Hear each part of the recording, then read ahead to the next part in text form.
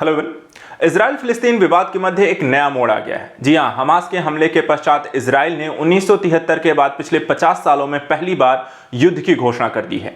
और इस युद्ध के बाद ही अगर देखा जाए तो विश्व में एक रूस और यूक्रेन युद्ध के बाद इजराइल फिलिस्तीन भी युद्ध यहां पर चर्चा का विषय बन गया। यह संकट की घड़ी भी है और इसे समझना जरूरी भी है। समझना इसलिए भी है कि इजराइल फिलिस्तीन विवाद नया नहीं है, लेकिन इसका इतिहास बहुत पुराना है। इस इतिहास को जब तक हम समझेंगे नहीं, हमें यह सही तरीके से पता नहीं चलेगा कि इजराइल फिलिस्तीन विवाद का मूल कारण क्या है। तो चलिए यहां पर नजर डालते हैं इजराइल फिलिस्तीन विवाद या अरब इजराइल संघर्ष की स्थितियां या हमास इजराइल अटैक की इस घटना की पूरी यहां पर जानकारी, पूरा एक इतिहास क्या कहता है। सबसे पहले हम नजर डालते हैं यहां पर इस भौगोलिक स्थिति पर। यहां पर अगर हम भूगोल को देखें तो जो मूल मुद्दा है इजराइल का, जो क्षेत्र आप भूगोल में देखते हैं, तो यहां पर इस एरिया पर नजर डालिए। ये एरिया इजराइल का है।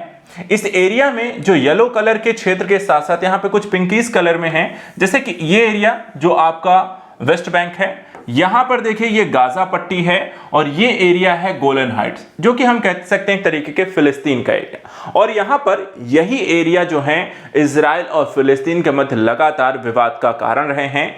यहां पर देखे जाए तो हमले जो किए गए हमास के द्वारा 5000 रॉकेट जो इजराइल पर दागे गए हैं, वो यहां पर आपको एक विवाद का नया कारण बने हैं और इसकी जवाबी कार्रवाई के तौर पर इजराइल के द्वारा यहां पर युद्ध की घोषणा की गई है।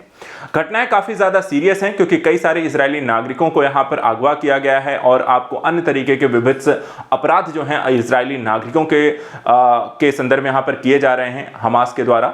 तो चलिए यहां पर इतिहास पर नजर डालते हैं कि ये घटना, ये इतिहास, ये संघर्ष की एक स्थिति कब से प्रारंभ होती है और इसके पीछे की एक पूरी कहानी क्या है।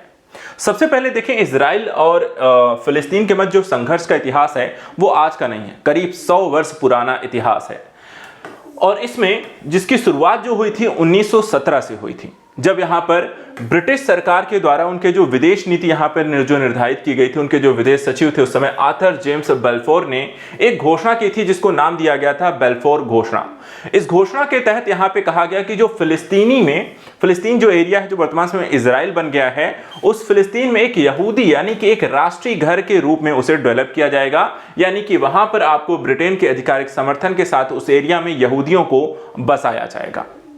यहीं से अगर देखा जाए तो अरब और यहूदियों के मध्य आपको संघर्ष प्रारंभ हो जाता है। और क्योंकि ब्रिटेन जो होती है इस योजना को पूरी तरीके से लागू करने में असफल हो जाता है और उस एरिया को वैसे ही यहां पर छोड़कर चला जाता है। 1948 में देखें तो फिलिस्तीन ने अपने सुरक्षा बलों को वहां से हटा लिया।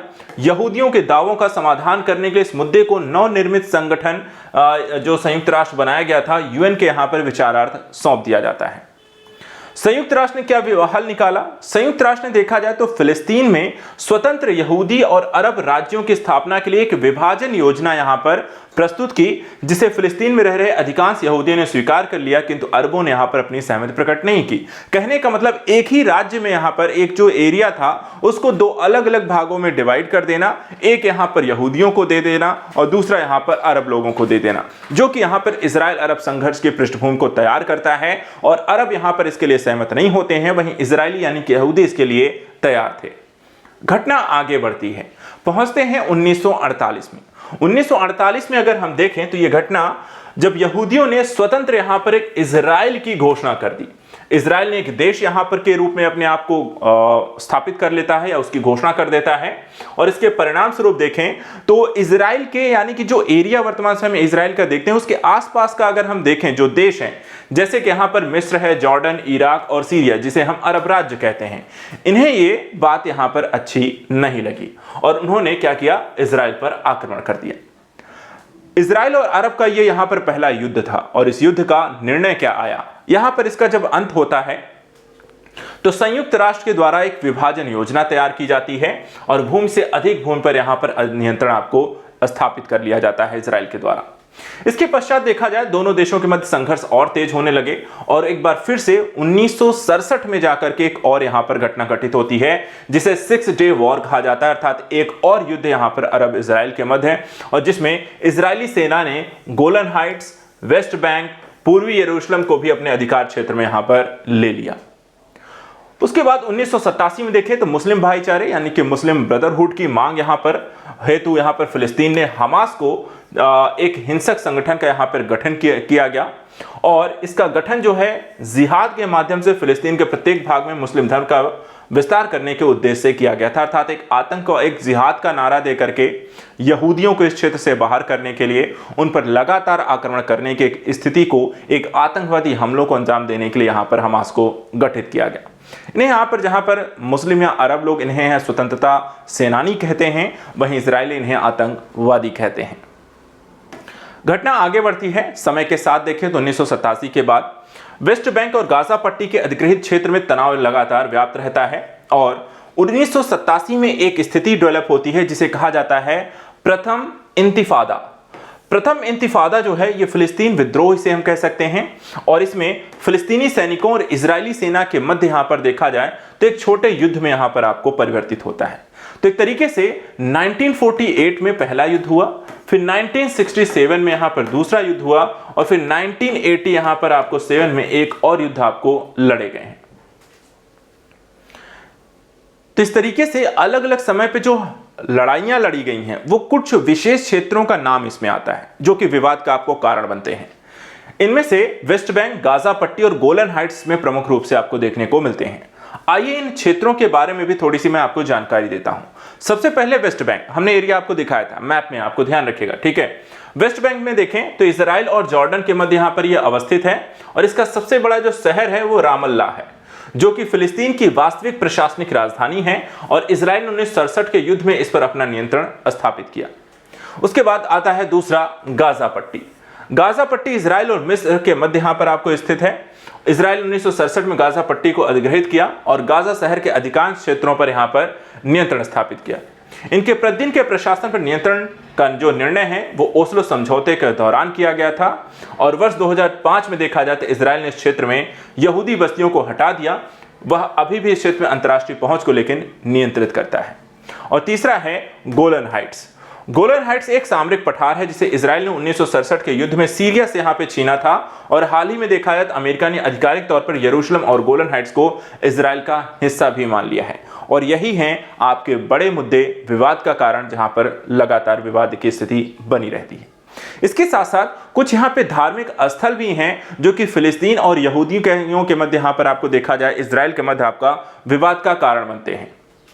इसमें एक है यरूशलेम। यरूशलेम क्योंकि विवादी के शहर के रूप में रहा है पुरातन स्थितियों से देखा जाए, क्योंकि यरूशलेम जो है आपको न सिर्फ यहाँ पर यहूदियों के लिए बल्कि मुस्लिम और ईसाइयों के लिए भी यहाँ पर एक समान आस्था का केंद्र रहा है। यहाँ ईसाइयों के लिए पवित्र सेपुल्कर चर्च, मुस्लिमों की पवित्र मस्जिद और यहूदियों की पवित्र दीवार, ये सारी चीजें आपको यरूशलेम में स्थित हैं जिसके कारण ये आपका विवाद अभी भी लगातार धार्मिक कारणों से भी बना रहता है। इसमें एक आता है होली चर्च और दूसरा आती है पवित्र मस्जिद। इन तीनों को भी जान लीजिए। होली चर्च के बारे में जो जानकारी है, होली चर्च क्या है? होली ये यरूशलेम में पवित्र सेपुल्कर चर्च है जो दुनिया भर के ईसाइयों के लिए विशिष्ट स्थान रखता है। ईसाई मतावलंबी मानते हैं कि ईसा मसीह को यहीं पर सूली पर लटकाया गया था और यही वह स्थान है जहां ईसा फिर से जीवित हुए थे और दुनिया भर के लाखों ईसाइयों का मुख्य तीर्थ स्थल के रूप में भी इसे जाना जाता है। ईसा के खाली मकबरे की यात्रा किया जाता है और चर्च का जो प्रबंध है संयुक्त तौर पर ईसाइयों के अलग अलग संप्रदाय यहां पर करते हैं। दूसरा बात करते हैं पवित्र मस्जिद की। तो यहां पर यरूशलेम में ही पवित्र गुंबदाकार डोम ऑफ रॉक यानी कि कुव्वतुल राह और अल अक्सा मस्जिद है। यह एक पठार पर स्थित है और मुस्लिम समुदाय जो है इसे हरम अल शरीफ का या पवित्र स्थान भी यहां पर इसे कहते हैं। यह मस्जिद इस्लाम की तीसरी सबसे पवित्र जगह है और इसकी देखरेख और प्रशासन देखा जाए तो मूल रूप से इसका जिम्मा एक इस्लामिक ट्रस्ट यहां पर आपको करता हुआ दिखाई देता है। ये इस्लामिक ट्रस्ट को यहां पे वक्फ भी कहते हैं और मुसलमान मानते हैं कि पैगंबर अपनी यात्रा में मक्का से यहीं पर आए थे और उन्होंने आत्मिक तौर पर सभी पैगंबरों से दुआ की और कुव्वतुल सखरा से कुछ ही दूरी पर एक आधारशिला रखी गई जिसके बारे में मुसलमान मानते हैं कि मोहम्मद यहीं से स्वर्ग गए। तो इस तरीके से यहाँ पर उन दोनों ही स्थितियां जो इसमें दिखाई गई हैं जिनके बारे में चर्चा की गई है। और तीसरे इसमें है आपको पवित्र दीवार।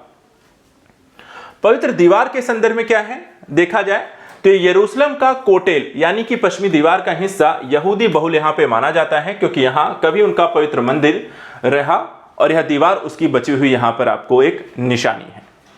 यहां मंदिर के अंदर यहूदियों की सबसे पवित्र जगह होली ऑफ होलीज है। यहूदी मानते हैं यहीं पर सबसे पहले उस शिला की नींव रखी गई थी जिस पर दुनिया का निर्माण हुआ, जहां अब्राहम अपने बेटे इसहाक की कुर्बानी दी, और पश्चिमी दीवार के नाम से इसे जाना जाता है। होली और होलीज का वह सबसे करीबी जगह है जहां से यहूदी प्रार्थना करते हैं, जिसका प्रबंध जो है पश्चिमी दीवार के रब्बी यहां पर किया करते हैं। तो इस तरीके से जो विवाद हैं, जो धार्मिक कारण हैं, आपको यरूशलेम जो शहर है वहां पे जो 3 स्थल हैं 3 अलग अलग धर्मों के, वो भी आपका विवाद का कारण है। अब यहां पे समझते हैं कि इजराइल पक्ष यहां पर क्या मांग रखता है और फिलिस्तीनी पक्ष यहां पर अपनी क्या मांग रखते हैं। सबसे पहले आइए डिस्कस करते हैं फिलिस्तीन क्या चाहता है। फिलिस्तीन देखिए, इनकी मांग यहां पर है कि इजराइल 1967 से पूर्व अंतरराष्ट्रीय सीमाओं तक सीमित हो जाए और वेस्ट बैंक गाजा पट्टी में यहां पर स्वतंत्र फिलिस्तीन राज्य की स्थापना की जाए। साथ ही इजराइल को किसी भी प्रकार की शांति वार्ता में शामिल होने से पूर्व अपने अवैध विस्तार को यहां पर रोकना होगा। इसके साथ फिलिस्तीन यह भी चाहता है कि वर्ष 1948 अपना घर खो चुके फिलिस्तीनी शरणार्थी वापस यहां पर फिलिस्तीन आ सके और फिलिस्तीन यानी कि पूर्वी यरूशलेम को स्वतंत्र फिलिस्तीन राष्ट्र की यहां पर राजधानी बनाना चाहता है। तो यहां पर देखा जाए तो मूल रूप से आपको जो फिलिस्तीनियों की मांग है वो आपको देखा जाए तो गाजा पट्टी, वेस्ट बैंक गाजा पट्टी है। साथ ही साथ यहाँ पे जो पूर्वी यरूशलेम है उसको यहाँ पर वो चाहते हैं और शांतिपूर्वक यहाँ पर स्थापना और इजराइल को यहाँ पे क्षेत्र से बाहर करना। वहीं इजराइल चाहता है कि देखिए यरूशलेम को अपना अंतिम अभिन्न अंग मानते हैं, वो यरूशलेम को यहाँ पर किसी भी तरीके से देने को तैयार नहीं है और यही यहाँ पर देखा जाए तो अपनी संप्रभुता का हिस्सा भी उसे मानता है। इजराइल की मांग है संपूर्ण विश्व इजराइल को एक यहूदी राष्ट्र के रूप में मान्यता दे और इजराइल दुनिया का एकमात्र ऐसा देश है जो धार्मिक समुदाय के लिए यहां पर बनाया गया है। तो इस तरीके से दोनों की अपनी अपनी डिमांड है, दोनों की अपनी स्थितियां हैं और इसी कारण यह विवाद एक बार फिर से यहां पर युद्ध का रूप धारण कर चुका है और इससे रिलेटेड जो भी यहां पर आपको समस्याएं हैं, स्थितियां हैं, काफी ज्यादा यहां पर विश्व के लिए समस्या खड़ी कर सकती हैं। तो इससे जुड़ी हुई नई घटनाक्रम को लेकर हम फिर से यहाँ पर जुड़ेंगे। जो भी यहाँ पर नई समस्याएं आएंगी, चर्चा का विषय होंगे, इससे जुड़े घटनाक्रम होंगे, उनको लेकर हम आते रहेंगे। फिलहाल आज के लिए इतना ही। Thank you so much and good.